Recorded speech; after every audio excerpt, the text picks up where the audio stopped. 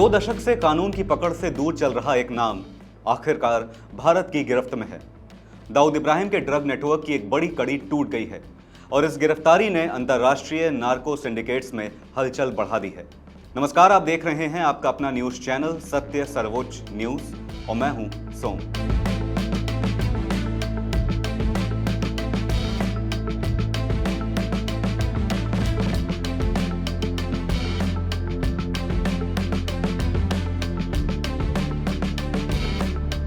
भारत के narcotics control bureau यानी NCB ने अंडरवर्ल्ड डॉन दाऊद इब्राहिम के करीबी सहयोगी और अंतर्राष्ट्रीय ड्रग तस्कर मोहम्मद सलीम डोला को तुर्की से भारत लाकर बड़ी कामयाबी हासिल की है। साथ ही तुर्की का पाकिस्तान और दाऊद से जुड़े ड्रग तस्कर को गिरफ्तार कर भारत को सुपुर्द करना अपने आप में एक बहुत बड़ी कूटनीतिक जीत है। 59 वर्षीय सलीम डोला को नई दिल्ली के इंदिरा गांधी अंतर्राष्ट्रीय हवाई अड्डे पर उतरते ही एनसीबी ने हिरासत में ले लिया। एनसीबी के मुताबिक अंतर्राष्ट्रीय और भारतीय खुफिया एजेंसियों के साथ ये साझा कार्रवाई ऑपरेशन ग्लोबल हंट के तहत की गई, जिसका मकसद विदेशों में बैठे भारतीय ड्रग तस्करों को वापस लाकर कानून के दायरे में लाना है। गृह मंत्रालय के अनुसार सलीम डोला के खिलाफ मार्च 2024 में इंटरपोल रेड नोटिस जारी हुआ था। वो कई सालों से भारत की एजेंसियों से बचकर मध्य पूर्व, अफ्रीका और यूरोप में फैले ड्रग नेटवर्क को ऑपरेट कर रहा था। जांच एजेंसियों का कहना है कि डोला का नाम महाराष्ट्र और गुजरात में हेरोइन, चरस, मेफेड्रोन और मेथाम्फेटामाइन की कई बड़ी खेपों में सामने आया था। वो भारत में छोटे तस्करों और सप्लाई चेन को माल पहुंचाने वाला बड़ा सप्लायर माना जाता था।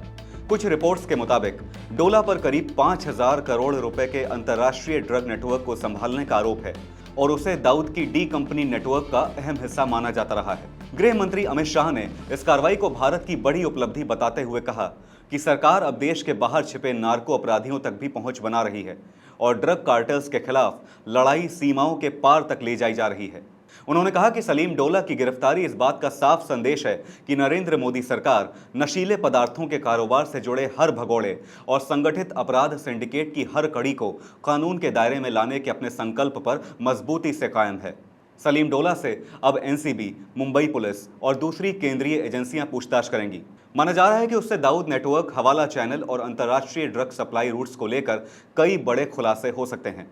जो नाम कभी विदेश में बैठकर भारत में जहर फैलाता था, अब वही नाम भारतीय जांच एजेंसियों की मेज के सामने बैठा है। और ये सिर्फ एक गिरफ्तारी नहीं, बल्कि ड्रग माफिया के खिलाफ एक बड़े अभियान की शुरुआत है, क्योंकि अब ऐसे मामलों में एजेंसियों को भारत सरकार की ओर से पहले से कहीं अधिक स्पष्ट दिशा और मजबूत समर्थन मिल रहा है। यही वजह है कि वर्षों से विदेश में छिपे चेहरे भी अब धीरे धीरे भारतीय जांच के दायरे में आते दिखाई दे रहे हैं। फिलहाल इस खबर पर इतना ही। देश और दुनिया की बड़ी और अहम खबरों के लिए बने रहिए सत्य सर्वोच्च के साथ। अपना ध्यान रखें। धन्यवाद। जय हिंद।